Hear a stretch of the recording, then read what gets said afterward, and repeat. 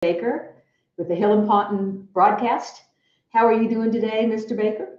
I'm doing good. How are you, Carol? I am great. He's got his headset on. We're ready to fly off. Okay, first question, Nate. I started a claim to increase my rating for my back. Can I add depression and GERD to that same increase? Chronic back pain caused depression, and 20 years of taking ibuprofen caused GERD. Love you guys. Thanks. Kerry? Yes, you can. You can add pretty much anything to that claim. However, you might want to be careful on the forms you use to do it with. The form VA likes to play merry-go-round with the forms, uh, or I'm sure there's a better term. But so if you want to file an increased rating for your back and you haven't done that within a year, then you would use a 21-526. Um, to file an increased rating. If you never filed for the other conditions, you can use the same form. But if you have ever filed for the other conditions, then you need to use a 0995, so it doesn't get rejected. But apart from that, absolutely, you can make all those claims secondary to the back. And that's great advice, Carrie, because that's the one problem. You file a form with the VA, and if it's not the right form, or even if it is the right form, you're going to get a letter back saying, please file on the right form. So it's really important that if you don't file on the right form, you respond right away, either explaining to them why the form is the right form, or sometimes I just file the form they want to get them to move the case. Yeah. And they'll take your effective date if you don't. I was working on a Yes. case earlier today where the vet had been denied a certain claim back in 2014. We come back in 2021, did an intent to file within a year, did a 526. They started developing the case, got him an examination, and then sent him a reject letter saying that you didn't file your form on the right form. 6 days later, he puts it on the right form, and he finally wins the claim, and they give him the effective date of that last form, when clearly he had been continuously pursuing the claim and filed a claim for compensation on a 526, which says claim for compensation, uh, but then yet is somehow in inadequate form. So So yeah, it's really irritating. That's this is supposed to be a vet friendly system, and this AMA system is not vet friendly. I bet every week I get 3 or 4 letters asking me for the correct form, and yeah. 95% of the time we've sent in the correct form. So we Mhm. have to send a letter explaining, and sometimes they still don't understand. So sometimes I just go ahead and give them the form they want so they'll move the case. But please don't ignore these forms. Nate? When in doubt, fill out every form. Yeah. Right. Oh, diabetes, tinnitus, and headaches. About once a week, my wife has to tie my shoes. Is this continuing from the first part about the back, Nate? I think so. Yeah. It says continue diabetes, Nate. It is not. We don't have the first part of this Okay, question. so this apparently is we don't have a first part. I'm not sure what diabetes, tinnitus, headaches. About once a week, my wife has to tie my shoes and get my meds for me. Can't open bottles. Does that qualify for aid and attendance? I think we need more than that. I filed and have gone to my CMP exams. Will I have to file a supplemental claim for SMC and/or aid and attendance? Carrie, what would you do with what That's we have here? that's a very good question. Depends on who you ask. If you ask VA, they will tell you yes, you need to file a separate claim for SMC, for aid and attendance, and all that. In reality, you don't need to file a separate claim. But if you are filing a claim now, raise it. Raise the issue of SMC so they know it's part of that claim. If you have a pending claim, say this is the diabetes, and you're filing for an increased rating, and you're that severe, let's say they come out and grant you 100%, um, and you think you want aid and attendance, which is a rating higher than 100%. They are supposed to consider SMC when the facts of the case show that you're entitled to it. A lot of times when they don't put it on the rating, they will, if you ever end up talking to them, you'll say, well, we didn't infer the issue of SMC because we didn't see it. you can file an appeal for a higher rating to include SMC, which includes ANA, without having to file a new claim. There's case law on that, but practically every VA employee out there still thinks, oh, you have to file a separate claim for SMC. It is not a separate claim. Um, it's just, so if you're filing a new claim, go ahead and raise it so there's no question. They can see that you're filing for it. But if you got a pending claim, don't write in and say, hey, I want to add SMC to that. If the condition warrants SMC, they should be addressing it. If they rate your case and don't address it, then you can appeal for a higher rating to include SMC. Um, Personally, I'm not, sometimes it is easier to give them what they want, but on this issue, they should be looking at it as part of the original claim, not some kind of separate claim that you're required to file, because then they're going to tank your effective date, and it's part of the underlying claim when the evidence shows it. Does that make sense? Carrie, yeah, but Carrie, what's happening, under the AMA, it says that you have to actually file a claim. It's on a proper form. It's not like it was before where you could just write in a letter and say, I want this.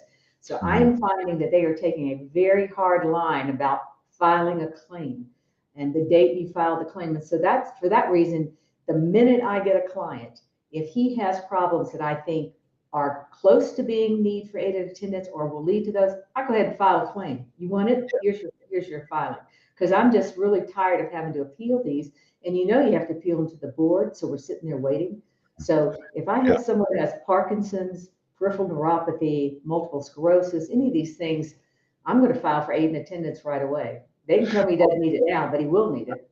Yeah, I agree completely. If you can get it in there early, if you're filing a claim already, or if you're early into the process and you want to make sure they don't miss it, by all means, I say get it on the claim. Yeah, Uh, I'm just saying if it's not and you come out with a decision right, and it's not addressing it, a new claim at that point is not required. right. You can appeal for that higher rating, but if you're in that filing of the claim process, yeah, absolutely put it on there. Put it on. I 'Cause do that with then, lots of use of feet or hands or anything else that I see if they're having trouble with balance, because they are so focused on the date you filed the claim or later that I feel like that's something I should be doing. yeah. So, And then if you get it on the claim form while you're filing it and they don't address it, well, then now they've got a missed issue that you exactly, can hit them on. which they do all the time. Yeah. So. The VA reopened a closed migraine claim, had originally filed a supplemental and awarded 50% migraine rating due to PACT Act. Why are they opening claims originally denied? Hey, Kerry, you want to tell them? Oh, it says currently I'm pending decision on mental health secondary to rated migraine. You want to back that up? Yeah, Nate, can you back that up? So let's see. VA reopened a migraine claim, had originally filed, awarded 50% rating. Like that. Where are they?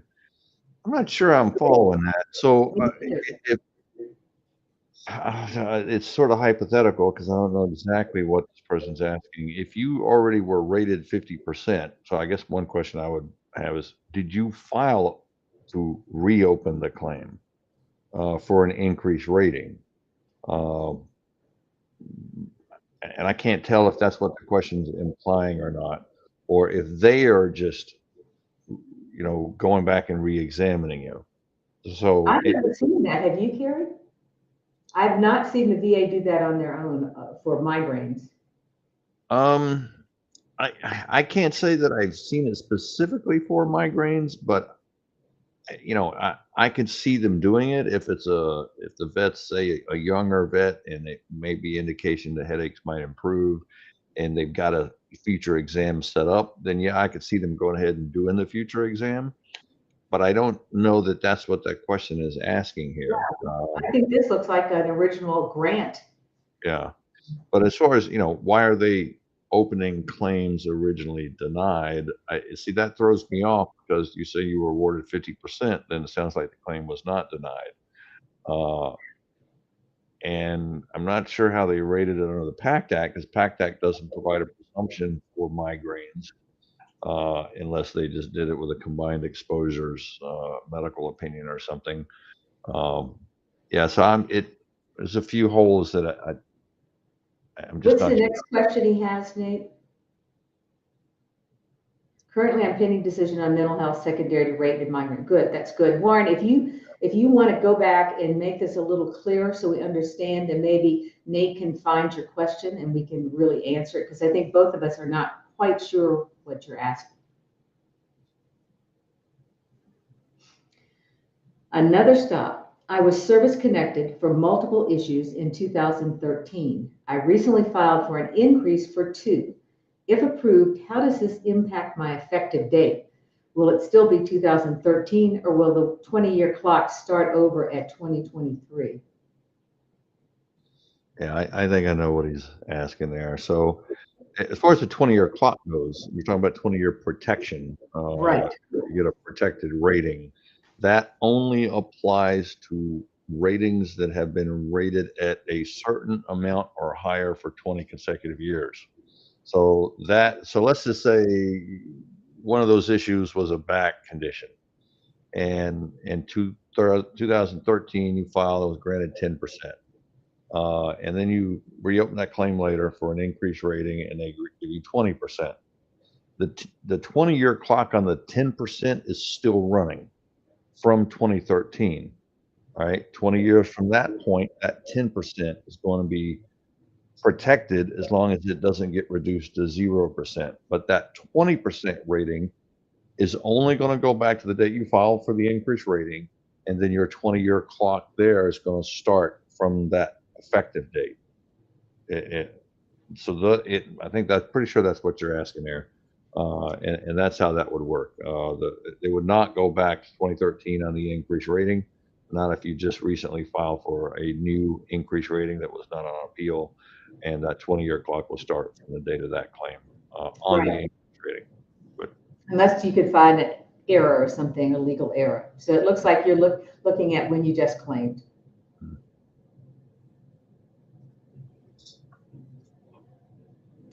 One of 2.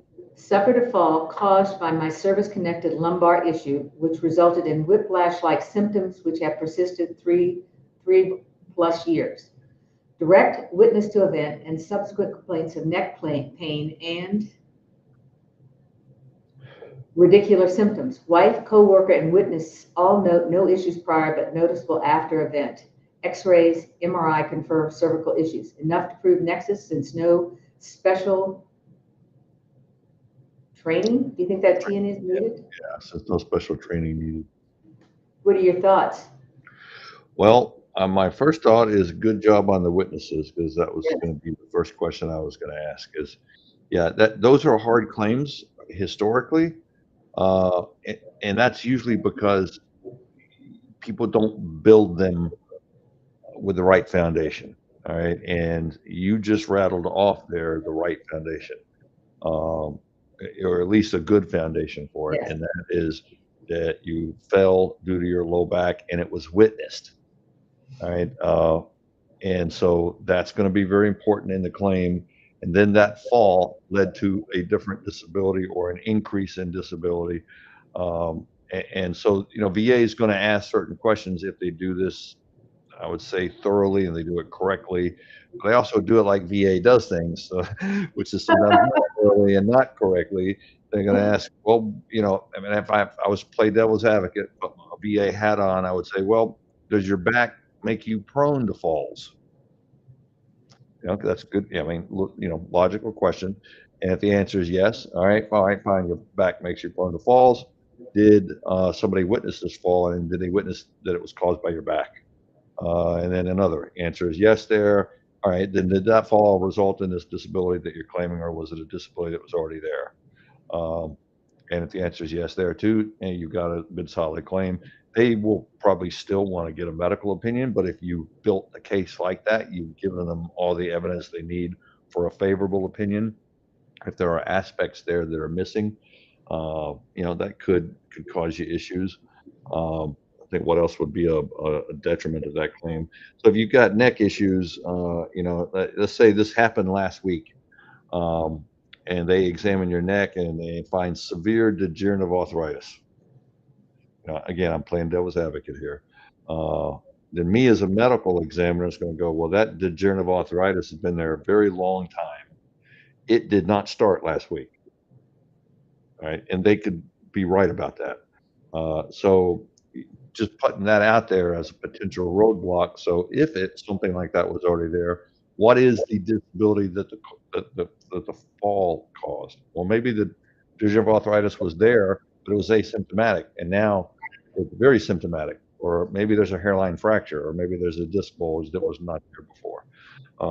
So all little things like that when you're trying to build a case on a fall from a service-connected condition. They can get a little tedious if you don't do that homework up front. You don't have those witnesses, but you can make a good case out of it otherwise. Yeah, and you might want to bring in your medical records that you had just before the fall, showing there was never a complaint about your neck, and but there was subsequently. But like you, Kerry, they're going to do a VA compensation and pension exam. They don't. I mean, I haven't in years seen them. Occasionally, but most of the time they're going to do it. But it looks like you've done a great claim for yourself. I hope you filed it and aren't waiting. Recently, I tried to file migraine secondary to my service-connected tinnitus. The VA came back and told me to use appropriate form, which had me confused. Come to find out, 9 years ago, I was denied for migraines, headaches, was not secondary, just as is. I thought the case was closed and I would need to start a totally new claim. VA rep over the phone told me to use either the supplemental claim form, that's a 0995, or a higher level review. Which one would you use? I'd use the 0995 because they're gonna say you never filed the right form, right? Yeah, I don't know what they're talking about with a 0996, the higher level review. If you don't have a rating decision, there's nothing to ask for a higher level review from. Right. And if they have denied that in the past, then yes, you need the 0995. Well, and on the 995, you will say, yes, that this is secondary to tinnitus, and the prior claim I filed was directly from service connection. So this issue has not been evaluated by the VA. That's a very important point you're raising there, Carol, because they're going to want new and relevant evidence. Right. To go along with the 0995. Here, you don't need new and relevant evidence because you're filing the claim based on the new theory of service connection. As long as the first claim did not involve secondary to tinnitus. Right. If it was just directly related to military service and they denied it, now you're filing it secondary to tinnitus. That's called the new theory of service connection, and it does not require new and relevant evidence. VA will probably get that wrong, but yes, 0995 is what you want. And you want to point it out because I'm telling you over and over again, when I have done something exactly like this, they denied it as no new evidence. And then I'll file a higher level review, duty to assist failure because you didn't evaluate it based on tinnitus. So to avoid that step, start right away saying, this claim is unlike the first claim in that this problem is directly related to my service-connected tinnitus. So please put it out there in this situation. So hopefully you can get it properly evaluated the first time, not a higher level review. I'm getting more evidence for my head injury, and I do need both a DBQ, that's a disability benefits questionnaire, and a nexus letter. Do I need both a DBQ and a nexus letter to get 100% to transfer to SMC? I have all the symptoms and diagnosis of TBI that happened decades ago. Will the VA disregard this and say it's not service connection? I will wait to see what psychologists say. Could you go back and start that first? Head injury still reoccurring. If the VA gives me a rating, will it automatically go to R2? Okay, I'm getting more evidence for my head injury. Do I need both a DBQ and nexus letter to get 100% to transfer to SMC? I have all the symptoms and diagnosis of TBI that happened decades ago. Will the VA disregard this and say it's not service connected? I will wait to see what the psychologists say. Head injury condition still reoccurring, and if the VA gives me a rating, will it automatically go to R2? You have thoughts on that, Kerry? I do. Uh, no to that last question. No, right. No, it will not automatically go to R2. And that's a very good point. People out here are, and because I see a lot of these questions, I see a lot of these claims. People believe that if they have a service-connected hand injury rated at 100%, they automatically should get R2. That is not the case. Right. And I say that, I'm not disregarding the claims or marginalizing them in any way, shape, or form. It is difficult to get to R2, very difficult. But it sounds like here that the TBI or the head injury is not service connected yet. So Right. so don't count your Your chickens. chickens before they hatch. Right.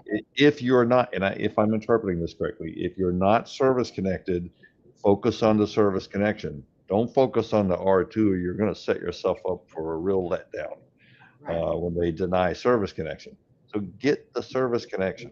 If you can get to 100% based on the head injury that happened decades ago, you're doing pretty good already. Yes. Okay. But if you get there, that does not mean you get transferred to R2 or you get R2. So first get the service connection, because I didn't see anything in that question that guaranteed they would give you service connection. If it happened decades ago and you're filing now and have the claim pending now or going to file, then there's no guarantee they're going to agree that your current symptoms are due to that head injury. So focus on that and that alone. Right? If they grant service connection, then you can focus on the rating at that point, which may be 100% right off the bat, may not be, could be 0%. I mean, when talking about a TBI, there's lots of different ratings it could turn out to be. But as far as the R2 goes, what you're talking about is SMC T, right? Under the SMC portions but that pays at the R2 rate, and basically the requirements are still what the R2 requires. That you need to. So let me address this a little bit different way from this point forward. Let's say they grant service connection. Let's say they give you 100%, and that's it. Right? Which that alone is good. Okay. Yeah. If you file for SMC, you got to ask yourself a few questions. Do you qualify for aid and attendance? Just basic, regular aid and attendance. Because if the answer is no, you will not qualify for anything higher. Okay, so when it comes to SMCT for TBIs, which pays at the R2 rate, you have to be in the need for regular aid and attendance, period. If you're not going to go further. So if you can establish the aid and attendance, in other words, you need somebody to help bathe you, feed you, dress you, keep you safe, free from harm, then, and you get aid and attendance, then is there a need for a higher level of aid and attendance? Is there a need for somebody that's a medically trained expert to come in and take care of you? And otherwise, without that care, you would need to be institutionalized. All right, you're talking some pretty serious requirements there. So that's why people should not automatically think, well, I'm going to get an R2 or SMCT. It's not that easy. They don't award that very often. Yeah. So, but in your case, it sounds like focus on service connection. And it sounds like your starting point, unless I'm misinterpreting the question, and then go from there with it. So file for service connection for TBI and any problems secondary like headaches or dizziness that may be causing memory problems. Because of the AMA and what they're doing, I would also file, if you need it, for aid and attendance now. Yeah, Talk sure. about SMCT, throw it all out there. Kerry, I have a question. I'm so glad you're here. What if the veteran is not service connected for diabetes, and the diabetes requires them to have shots, all sorts of things that they can't do because of the TBI, that they forget to take the shots? So you have a service connected TBI, but you don't have a service-connected diabetes. So the veteran is unable to take care of his daily needs, which are not related to service connection, but he can't do it because of the TBI. I've always wondered, is that a SMCT? It's a very good question. I would argue that, right? Uh-huh. If I had a case like that, I would argue that because you're not necessarily arguing for service connection for diabetes. Right. If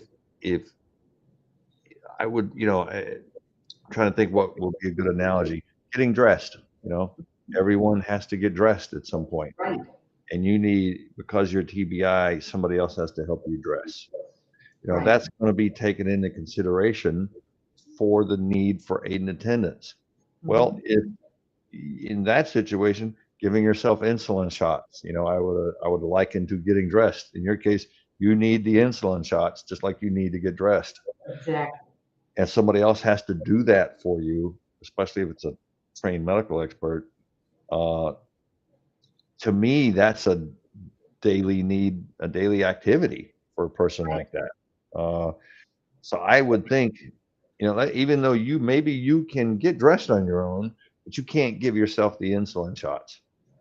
Uh, I would argue that that counts. Something similar would be is a person with really bad swelling of the extremities who have to wear the Job style, Yes. compression stockings. That's getting dressed. So Yeah. that person has to put those stockings on to help prevent blood clots.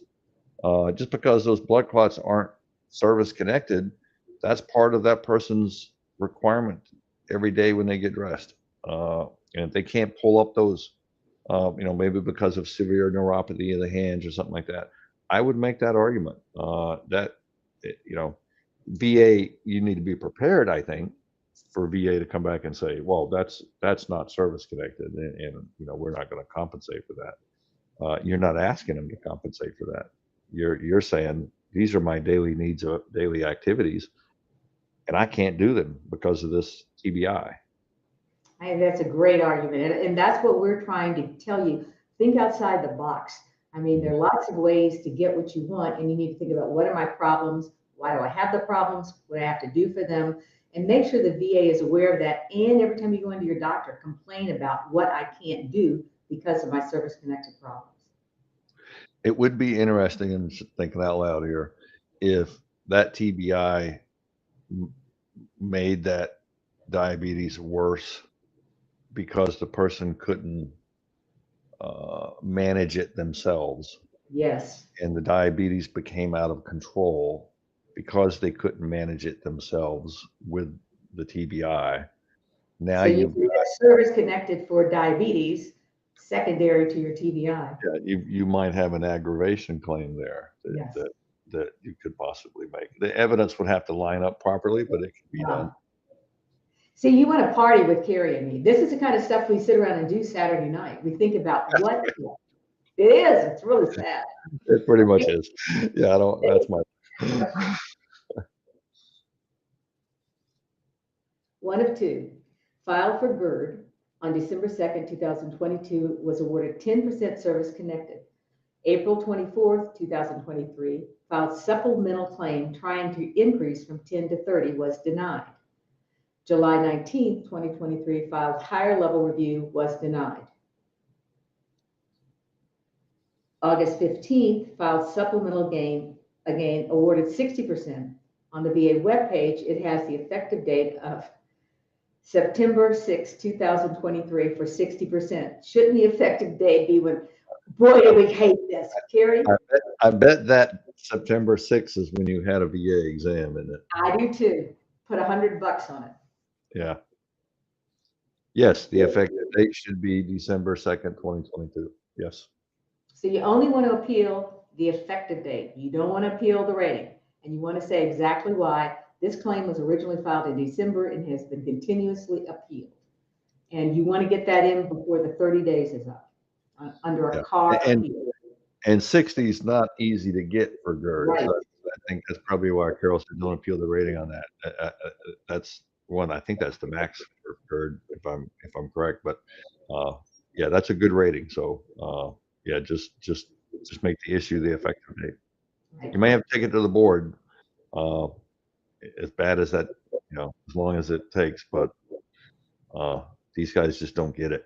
locally. I mean, you might be able to get an HLR to do it, but HLR is already denied it. Some in the past. I don't know, the car reviews, sometimes you get lucky. I find that some of those people know what they're doing. Some of them just stamp deny it. So I would definitely file a car that's within 30 days of this decision. Yeah. Hello, no questions this week. I'm about to submit my claim for sleep apnea. Just wanted to say thank you for all your help and content. You're welcome. Hope you win. How does the VA rate hypertension with medications? Thanks. Kerry? Well, Poorly. yeah, that's right. That's not well. Usually 0%. In VA's rating schedule, they have a list of high blood pressures that you have to basically have shown historically. And so a high blood pressure at a certain level, all right, rates 10%. High blood pressure at a different level rates 20%. Here's the rub, though. Before you reach those pressures, you're going to be on medication. If you're not, you might have a malpractice suit on your hands instead, Yeah. because we're talking high, especially for the 20%. It's it's stroke range of high blood. Yes, it's ridiculous. And usually when you're on medication, you no longer show those high readings. And do not interpret my words, suggest that you should stop taking your medication No, please. so that you get a higher rating. You can have a stroke if you do that. So the point is, it depends on what is of record historically. Sometimes before you go on medication, and there's always a debate about, especially the 10% rate for hypertension. Does the 10% rate, do you get that just by being on the medication? Or do you have to be on the medication and have the high rating? Well, the high blood pressures, not a high rating. Of course, if you're on the medication, you're probably not going to have those high ratings. And if you are, you probably need to be on more medication.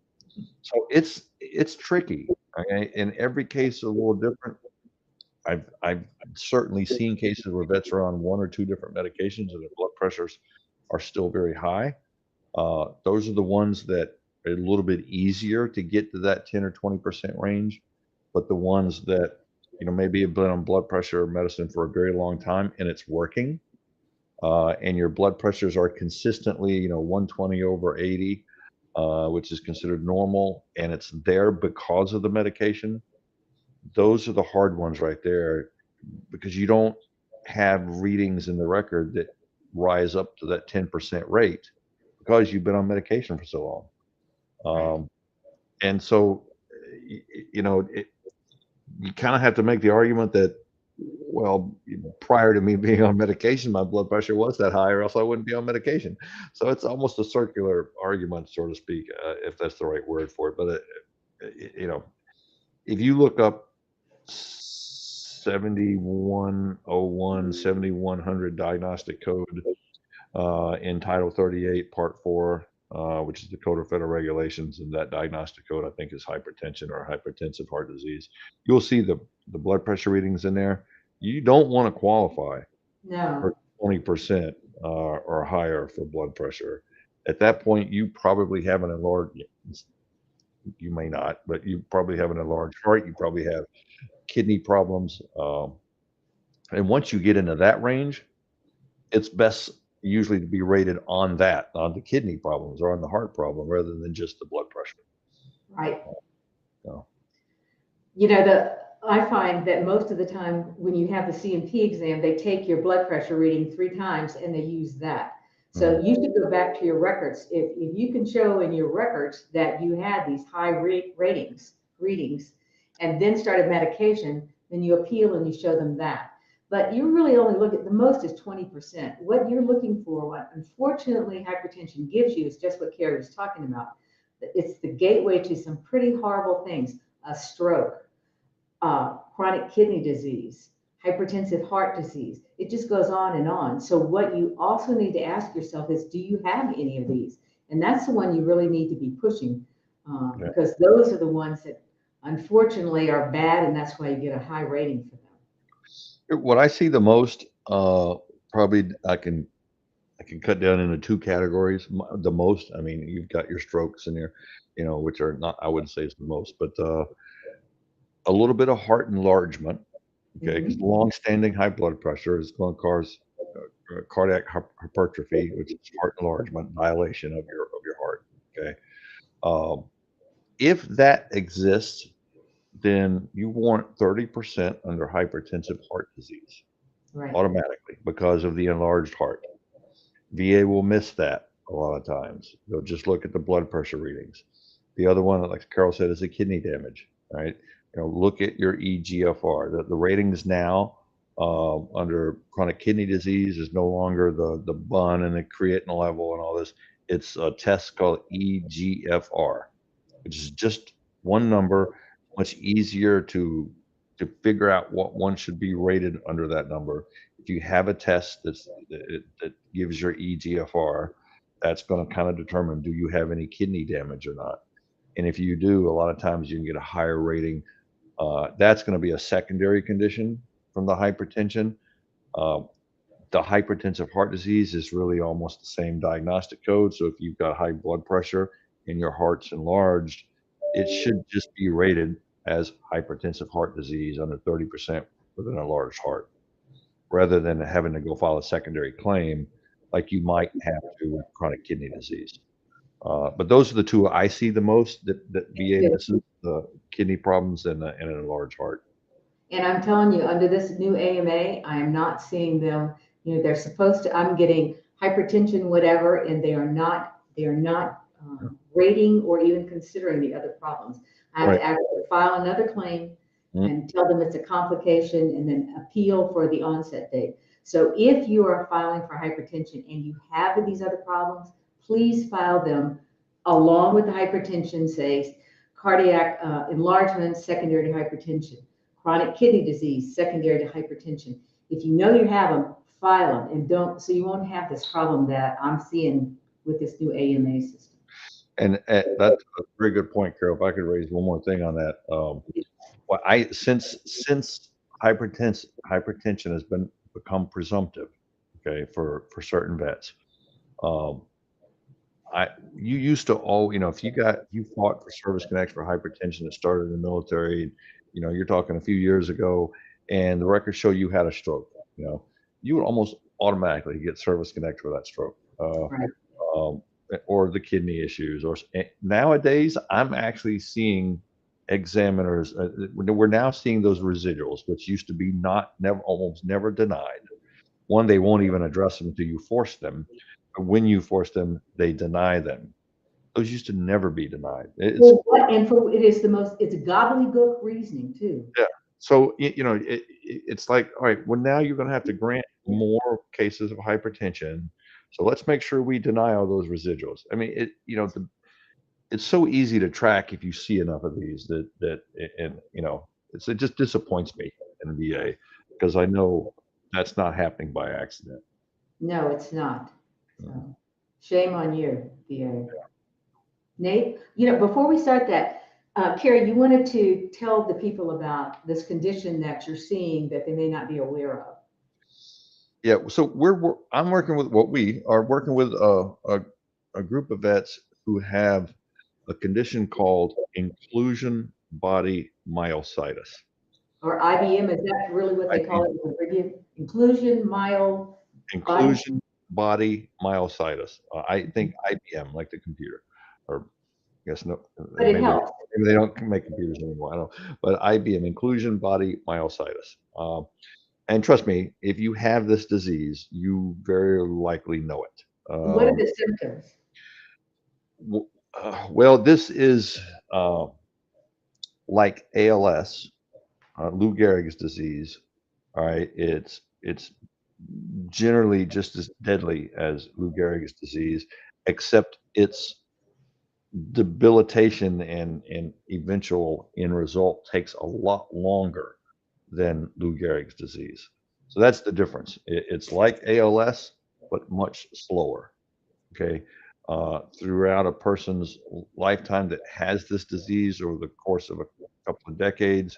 They will start, they'll start getting weakness in their legs, weakness in their arms. They will eventually lose complete use of their legs. They will eventually lose complete use of their arms. They will suffer dysphagia and paralysis of the esophagus and lots of bad things. Okay, it's very, very debilitating. That's what I'm saying. If you have it, you likely know it already. We And are. why is it service connected? Here's what we think. All right, and this is our approach, and this is the group's approach. Is that whatever is causing ALS? For those of you that don't know, ALS is presumptive.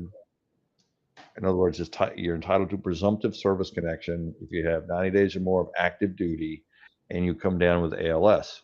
So what that means, everybody, is if you're in the military 90 days and you get ALS, you are service connected, you are covered. You don't have to prove anything else.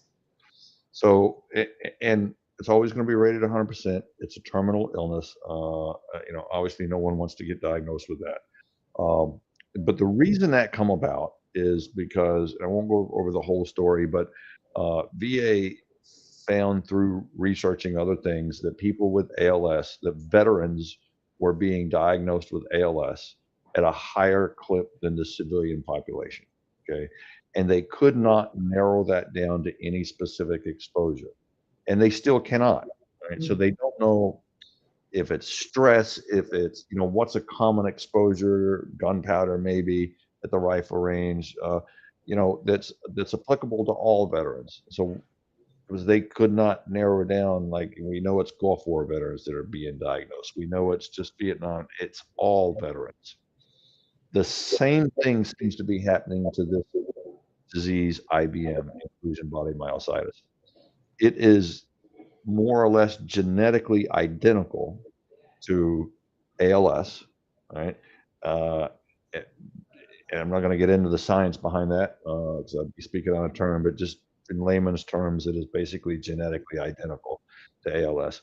The medical experts in the country that specialize in this disease believe themselves that whatever is the general cause for ALS is also the general cause for IBM. IBM is not presumptive for veterans. So these are fought on a direct basis. Here's what we know. We know there's about 1,700 people that have either filed claims or have claims of service connection for IBM, and I'm talking throughout the years. So we're not talking a lot of people. It's a rare condition, and because of the fact there's no presumptive, we don't know what's causing it. Getting service connection for that condition is very difficult. We have decided to help this group. The reason we're sharing it on here is because we know probably of most of those 1,700 folks, one, do not know about the IBM association or the group that's sort of there to support each other. And they certainly probably don't know that we are willing to take on those claims of service connection for IBM or a higher rating, because at the end stage of these claims, you're talking loss of use of all four extremities usually. They're rated very high if you can get service connection, but most of these people are not. We're talking R2, R1, R2, and just R1, R2, depending on how far along the disease is. Like it I said, will be R2, right? Eventually it would be. So if you happen to be one of the unfortunate folks that have this disease and you hear this and you don't have good representation, we are interested in those cases. And eventually we'd like to see it on a presumptive basis, the same as ALS.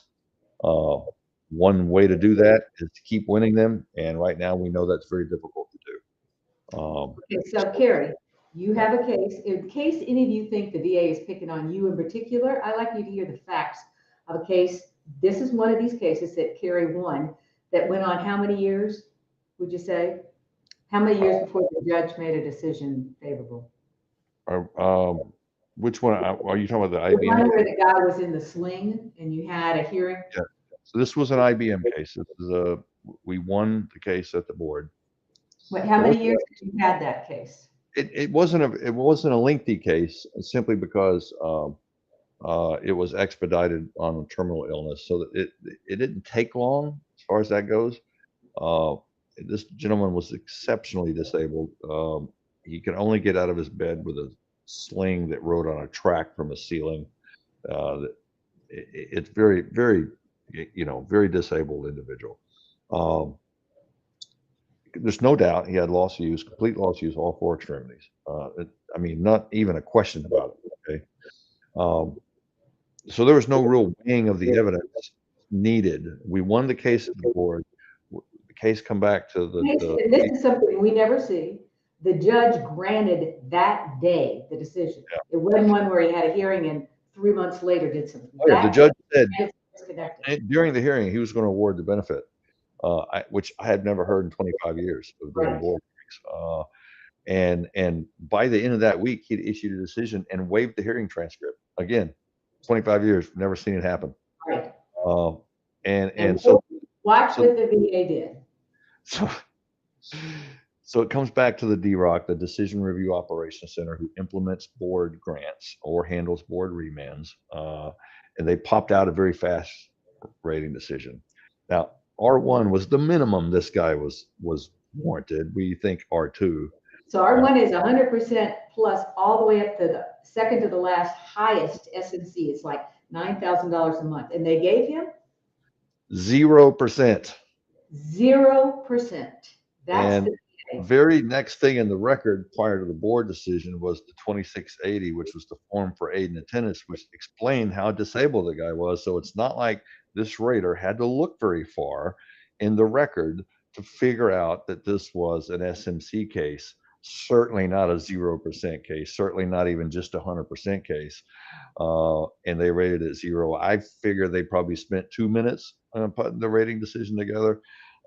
Needless to say, I blew my freaking lid. I tried to get it stopped. I can't do this with every case. You guys are listening, and our clients and all that stuff. This is so egregious. I mean, But really. it was egregious. It was like the worst decision I'd ever seen. I went to the regional office leadership. They didn't, and I asked them to pull the case back. They did not. I said, please don't send this exceptionally disabled veteran a 0% rating for his disability. The next morning, it was authorized, so meaning it was in the mail. So I then went to somebody in DC. By the end of the day, they hadn't got back to me. I told them I was going to continue to escalate it. By the end of that day, I went to the Undersecretary for Benefits, and he made sure it got fixed, and it did. The very next day, it got fixed up to the R1 rate. We're going to appeal, which I can handle. We can appeal for the R2. Right. That doesn't surprise me. And now, you want me to go on with the whole story? No, I just want the VA, you out there, you think you've been abused. You're not, they don't, people think, why are they picking on me? They're not. They're picking on everybody. This is awful. So and of course, they did tell us this person's going to get retrained and this, that, and this person shouldn't be rating cases. I'm sorry. And I'm the last person that wants to hurt someone's employment. But, there's lots of jobs in VA. Maybe you can go be a file clerk or something. You shouldn't be rating cases. Because they're handling people's lives, and to let them that's just unbelievable. Okay. Or is there anything else you want to say about that? No. So if you're out there and you have IBM, inclusion body myositis, and you're having trouble with the VA, please let us know. And we would like to try to handle your cases for you. Kerry's gotten experts, people who understand the science of this. And so he's winning these cases. We're winning these cases. So don't suffer through this with no benefits to help you. Mm-hmm. Nate? My father died in 2006, 100% rated plus aid and attendance. Have VA benefits changed since 2006? He should have received SMC KT and possible other benefits inferred but overlooked by VA. Can I pursue on his behalf? Yeah, no. When he died, that case died, unless there's something we don't see here, right? Yeah, I mean, if the only thing that exists that would allow, and I'm assuming a grown child, to pursue benefits on their parents' behalf is the Niemer lawsuit for Vietnam vets. But something just like an increased rating or trying to go back and correct an error, even a surviving spouse doesn't have legal standing to try to correct a previous error Right. in her husband's case, unless it was pending when he passed away. Exactly. She can't raise it on her own right. So, and you being as a grown child, the statutory definition of a child is a dependent child under the age of 18 or 23 in school. Yeah, unfortunately not in that situation. Legacy claim pending board decision. Should I waive regional office review for any new evidence I submit to the board pending their decision? I would too. Absolutely. If a Don't let family, them. They may remand it anyway, but don't guarantee a remand by not waiving that evidence. if a family member submits evidence on my behalf, what form does it need to be on? Well, first I have to ask, why is a family member submitting evidence on your behalf and you are not submitting the evidence? Yeah. I mean, unless they're doing it, if they're a POA or something like that, but Or if you've asked them to write a letter for you, I mean. yeah, I mean, to me, that would still be the veteran submitting it on his or her own behalf, but This was the one I got the wrong number. It used to be a 4138, and now I think it's a 10210 or something, Nate. I mix that up all the time. So well, I mean, as far the as ones that are sworn to. well, there's no actual form that's required here. If the family member has evidence, whatever it may be, a lay statement, pictures, I mean, whatever a family member could submit on someone's behalf, there's no form they must use in order to submit that. Right. Okay? I mean, you can use a 4138, you can use the form for a lay statement. VA is still required to accept the lay statement on a piece of notebook paper. So if Right. the important thing is the content, the quality of the content and all that. But just to submit evidence on your behalf, there's no particular form. I always like to get it on a 4138 or the other so that I can say it's sworn to. I just worry about the judges. They look for anything that they can disregard. So I want to make sure it's all good. And you're right, the content. You want to make sure that everything is there that you want. Yeah, I don't always use the 4138 or the lay statement form. Maybe it's just because of so many years of practice and those forms are kind of new, but I'm no qualms in using them either. I just think if you're taking the time to write a statement for VA, they should read it. Whether it's you're not, unfortunately, typed out or whether it's on a form, because at the end of the day, at the appellate stages, I can argue that letter, whether it's on a form or on a letter. It's the evidence is the evidence, and by God, they're responsible for knowing what's in there and addressing it. But you're right, at the local stage, yeah, they who knows what those guys do. Yeah. Next question. What are methods for obtaining records? My father passed away, so I can't use online resources, and I need information for Camp Lejeune claim, looking for medical, personal, housing, etc., for claim and personal. Well, that sounds like it might be a National Archives issue there. So if he's already filed a claim, then he can ask for it under, or he can write to the National Archives, or how would you do it? Yeah, I mean, like to obtain your own or a relative's military records, if they've never filed a claim before and they just, it's a relative trying to get those records. There's and I can't give you the website off the top of my head, but there's a portion of VA's or not VAs, but the government's website at the National Archives, NARA.gov, I believe it is, that walks you through trying to get your military records or family members' military records. I guess what I'm trying to say is there are instructions on that site. I don't know what those instructions say because we're just not the ones usually obtaining those. We get them from VA.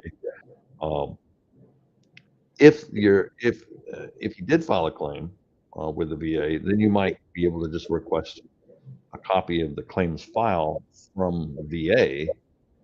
Might be a little bit easier, but if he did not file a claim in his lifetime or anything like that, you just want his service records. That's when I think you probably have to go to the National Archives. Yeah, I think wouldn't they, I know that I've gotten records from like my grandfather who's just dead. I just wanted his military records. So you can get those. I'm not sure, but I think they have to be dead. And I think, so your father, and I think you can write and just say, just what Kerry said, just follow that and they'll say, I am the heir. This was my father and I want all of his military personnel, housing, medical records that you have. I think you have to pay for them if you don't have a pending claim, but I don't think I paid that much, and I did get all those records. Yeah, I would start there. I would start with the National Archives and try to find that portion on their website that kind of walks you through it. Right. Like everything now, you can almost request everything electronically. So. And remember, if your father died within 5 or 6 years, and you know who his treating doctors were, you may be able to get the records from them as well if it was private doctors. If it's later than that, they may not have them anymore.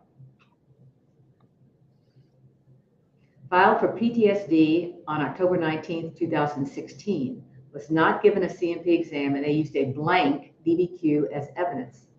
Filed again for PTSD in November of 2022. I was granted 100% for PTSD. Would the claim in 2016 be a Q claim? Kerry, what do you think?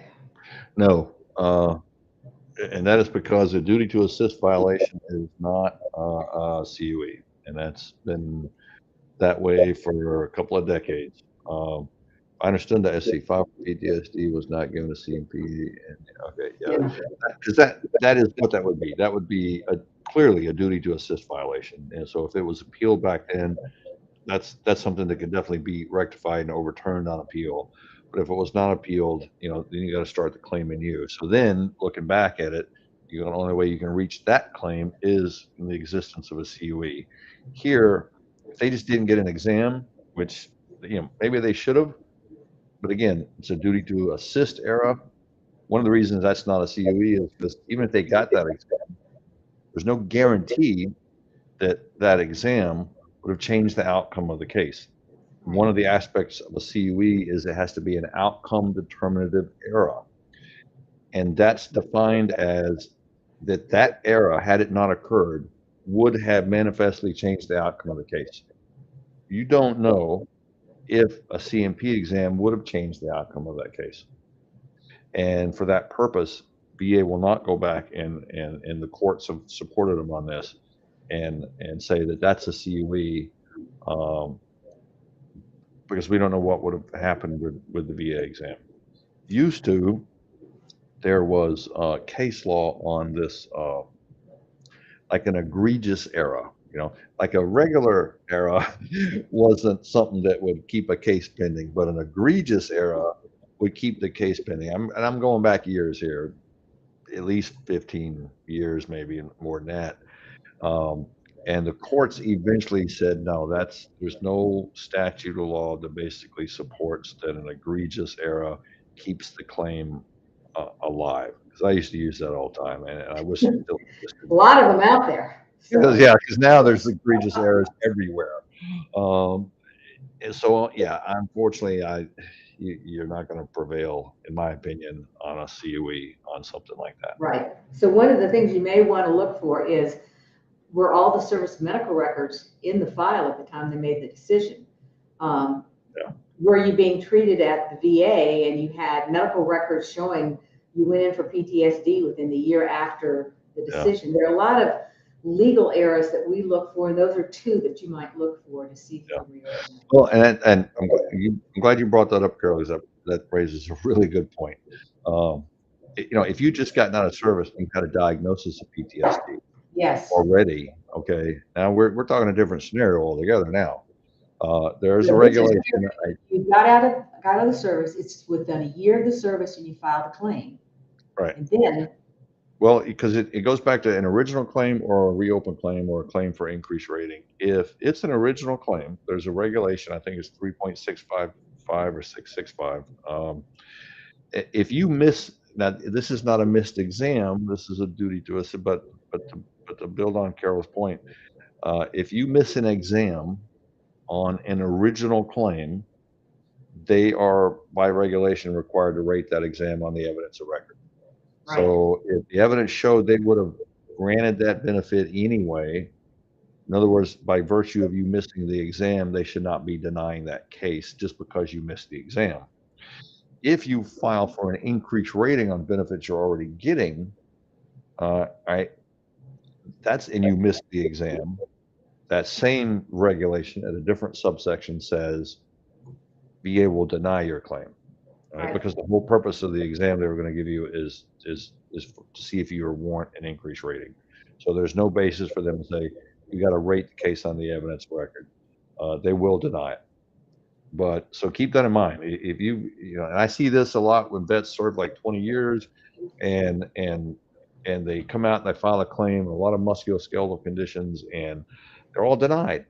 yeah, And filed right after service. I almost guarantee every one of them that they might have missed some of those exams, and then VA will deny, saying, "Oh, you missed your exam. We have to deny." No, this is an original claim. You have to rate on evidence of record, and if there's otherwise evidence that warrants service connection, then now that is a CUE if you can prove that. So just a little tidbit so look there. for those. If you just filed a new claim, you just got out of service, and while you were being treated in service, it showed you had this problem, and they denied you for failure to go to the CMP exam, you've got an open claim. Mhm. It's called Q or open. A Q. Okay. That's the thing, doing this all these years, we find so many little things that you can find sometimes to reopen these claims. It's like a treasure hunt. Gets me up every day. So next week, I want to talk about something I'm trying new with the CMP exams, to see if we can get the examiners to be a little more accurate in what they put down in their as to what the veteran had told them. So I'm going to talk to you about that next week. Kerry, this has been great. I always love doing this with you. You have a great week. All right, Carol. Thank you. You too. Thank you. See you next week.